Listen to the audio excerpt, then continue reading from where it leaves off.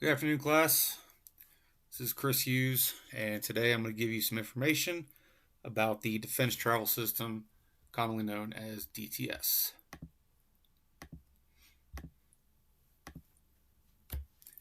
So, what is DTS and what is the purpose?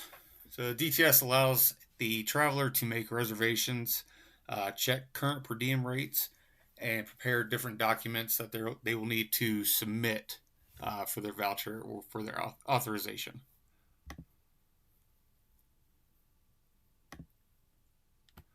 So who's going to use DTS? DTS is going to be used by DoD employees worldwide, their dependents, and different invitational travelers. The one thing about DTS is the travel must be government funded, but this does not include permanent changes of station or PCSs for my military folks. The hardware on the server side, what is it going to use? So, for my research, I found that it's going to use cloud based servers, and the server farms most likely consist of very similar devices that the client side is going to use, only much bigger.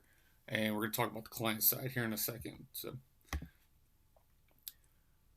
for the software side on the server, um, it's likely going to use a programming language such as Java or HTML, and it's going to run a sophisticated operating system.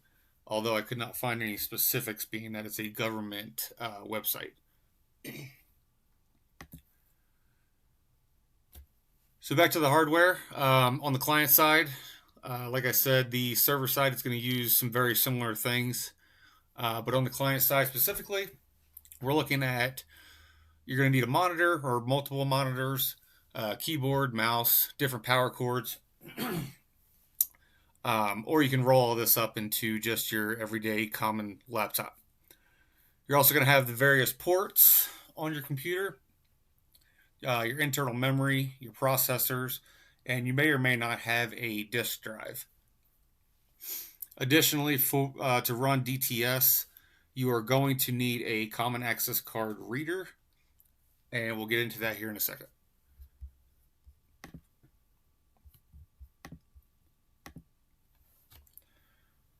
All right, so what software is going to be needed on the client side? Software, you're going to need an updated or current Windows operating system. Your web browser that you use is going to have to be compatible with DTS. We like to use Google Chrome most of the time because that seems to work the best. But you can also use like Firefox, some of the various other web browsers out there. However, it does not like Microsoft Edge or anything like that. You also need Adobe PDF. And unfortunately for my Mac users, it does not work on Mac OS. So you will not be able to use that. You will need a Windows based operating system. Function of DTS, first and foremost, is to have a secure login. So, like I said, this is a government website. They want to make sure that they know who is actually logging on and trying to use this website. In addition to that, you are going to have a public key infrastructure, which is going to be on that common access card that I mentioned a few slides ago. And the public key infrastructure is basically a key that is going to tell the system essentially who you are, what your credentials are. It's going to verify your identity, any security clearances, and things like that you may have. So, a couple of screenshots to get to the path of DTS. So as you can see, this is my computer screen. I use DTS quite often, so I have it saved down here. So you just click on that, and you can just Google DTS, it will come up. So when you click on DTS, this the first thing that comes up is a privacy and ethics policy. And you will have to agree to that. Hit accept down at the bottom. And then here's where your CAC and your PKI come into play when you're logging on. So as you can see, This would be my certificate. I would select my certificate, hit OK, and then I will have to enter my private PIN.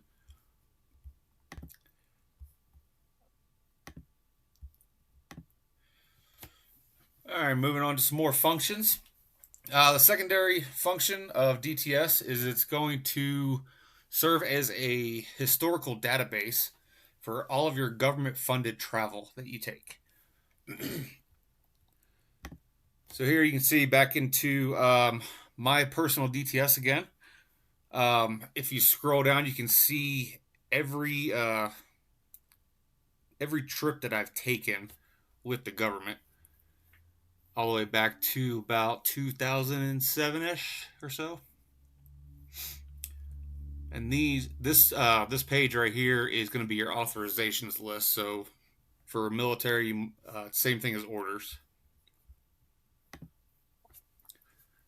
This page is right under authorizations. These are the vouchers for those authorizations. So when you get back from a trip, you will submit a voucher, and this will allow you to get paid for the trip. So you should have one voucher to match each authorization. And a third set of functions, DTS is going to serve as an efficient means of booking travel, lodging, and any rental vehicles that you may need. It's also going to calculate your per diem. That's going to be current per diem rates by the location, and you can input various different things that you're authorized to change that per diem.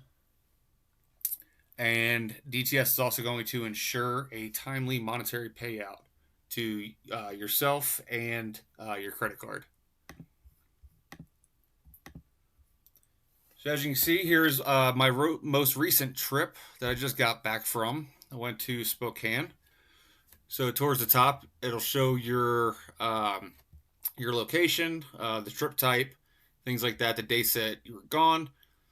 And then your itinerary is going to show where you start, where you go, and then where you're supposed to end up when you're all done. Over to the left, you have some options you can click. One of the important options is your expenses. So these are the things that you're going to get reimbursed for. So as you can see, mine, I have some charges for where I took my private auto to and from the terminal. I booked some airfare, booked lodging there. And then you'll probably notice on the lodging and the airfare that there's a little triangle with exclamation point. This is basically saying that I will need to upload a receipt for these charges.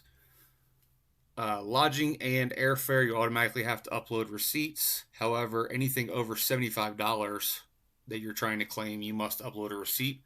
That's why for the other ones, you don't see that symbol in there.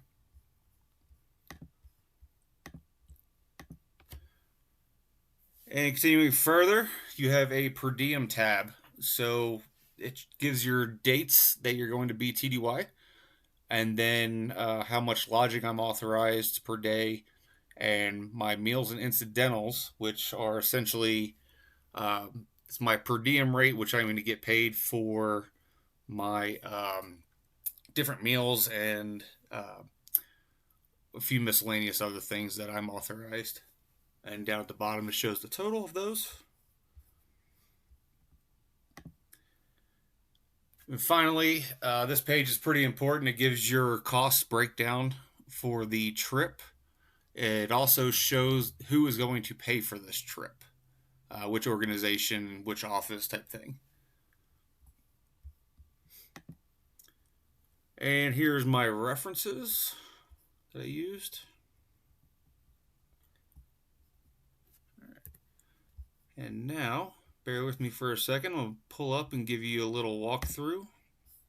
So here is, like I said, we'll start off with Google Chrome. We'll click on DTS. Our privacy and ethics policy. And as you see, it's pretty long. I highly doubt anybody actually reads it, but it's probably a good thing that you do. And we'll hit accept. My PKI certificate.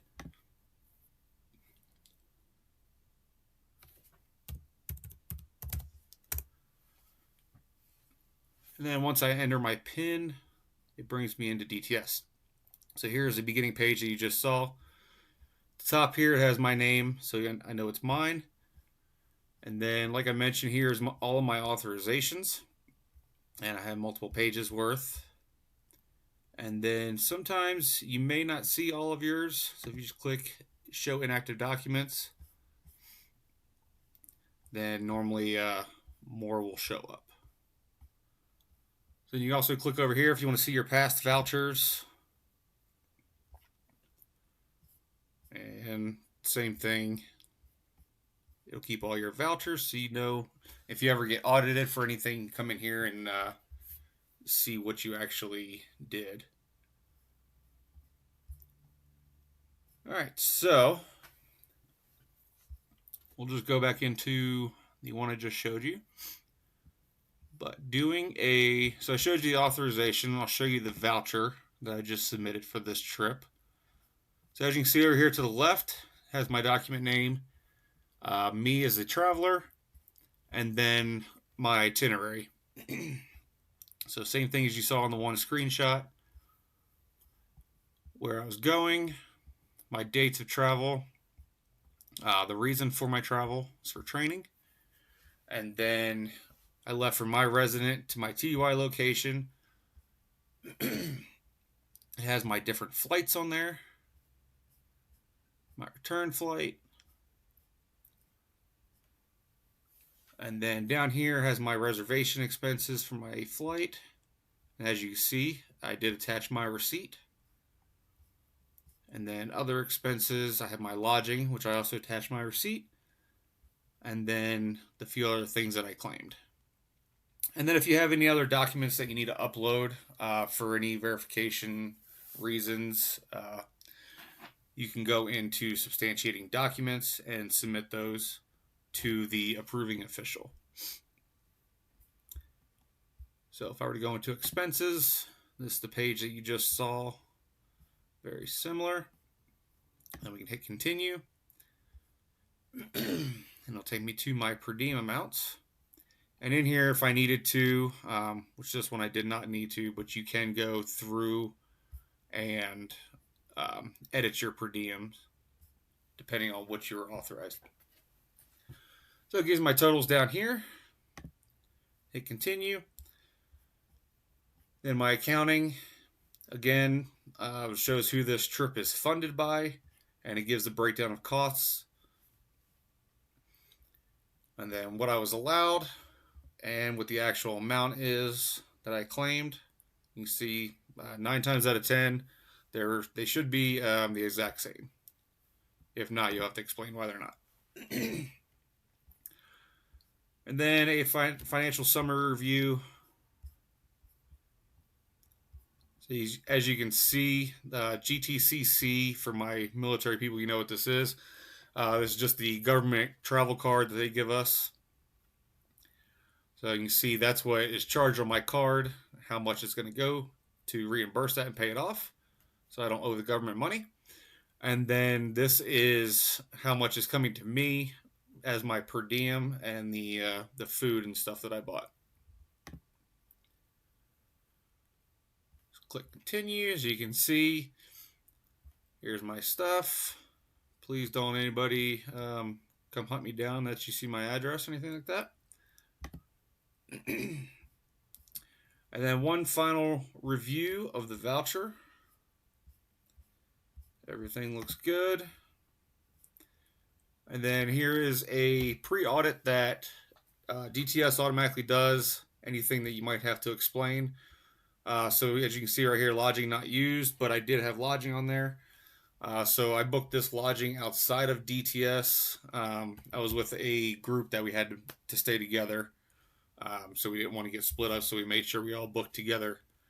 Or sometimes if you book through DTS, it may split you up.